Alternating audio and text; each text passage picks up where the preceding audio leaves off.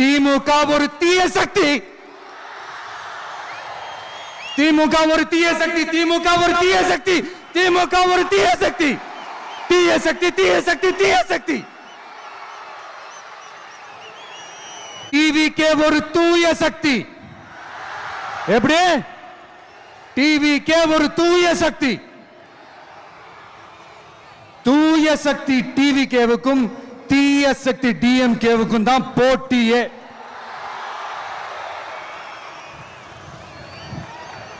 ரெண்டாயிரத்தி 26 சட்டமன்ற தேர்தலோட அந்த கேரக்டரே கொஞ்சம் வேற மாதிரி சார்.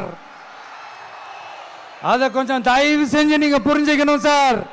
புரிஞ்சுக்கலன்னா மக்களே உங்களுக்கு புரிய வைப்பாங்க சார்.